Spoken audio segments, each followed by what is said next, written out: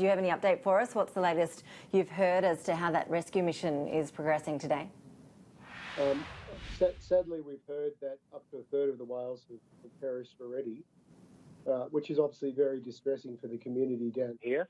But you can be assured, and the whole country can be assured, that we've got the best resources possible on the job. Luckily, Tasmania has significant expertise across our extensive scientific community, and they're doing the best they possibly can. How much do we know about how and why the whales are getting stranded like this? It's times like these that we realise we actually know very little.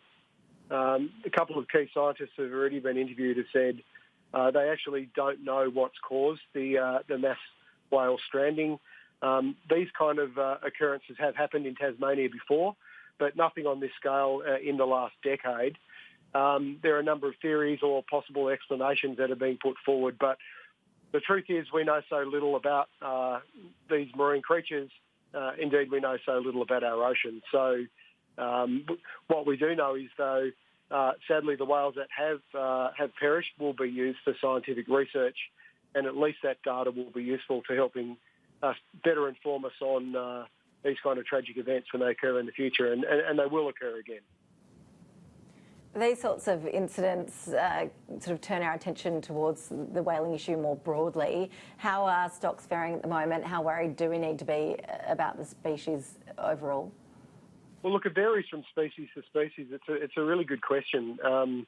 We've seen some encouraging signs from some of the rarest of species, like the southern right whales, which we've seen returning in some numbers. They were nearly hunted to extinction, and indeed they were called right whales because they were the right whales to hunt, because they were very curious and they came up to boats.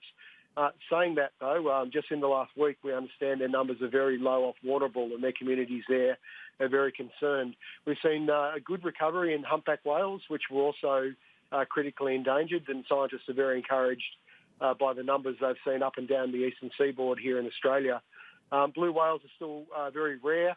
We have had sightings here off Tasmania recently, which caused a great deal of excitement, but that doesn't happen very often. So nobody's getting comfortable with the state of the oceans at this point in time, but at least we know that the initial conservation efforts, which Australia led on, going back to the early 1980s, have certainly helped some key species recover.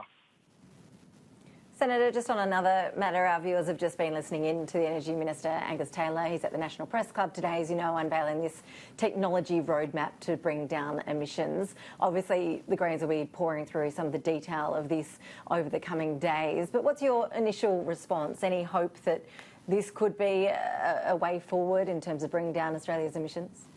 Unfortunately, I'm very sceptical of anything the Liberal Party does on climate action.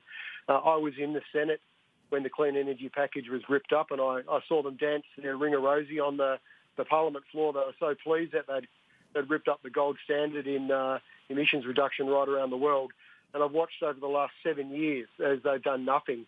I've watched as 4 Prime Ministers have come and gone, as a number of these kind of proposals have been put up and have literally fallen flat on their back.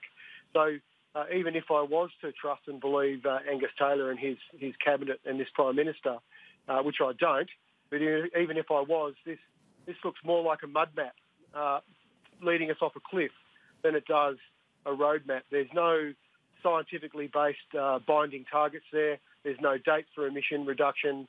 There's some unicorn technologies in there like carbon capture and storage that we've been having a crack at now for decades and have never succeeded.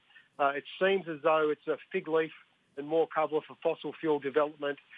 Talking up blue hydrogen, which is hydrogen made from gas rather than green hydrogen. The same old, same old. So unfortunately, I'm very sceptical. I think the Australian people should be very sceptical. We've seen no action and no plan from this government for 7 years. Meanwhile, we've seen ourselves, we're in the middle of a climate emergency. We've seen unprecedented fires on the eastern seaboard of Australia and in California.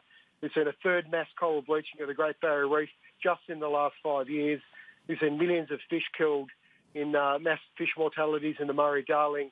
In my home state of Tasmania, we've lost our giant kelp forests, which are ancient ecosystems that spread all across our eastern seaboard. They've disappeared. We need to act quickly. We need to have real targets. We need to have trust in a government that's actually going to act and is serious about acting on our climate emergency.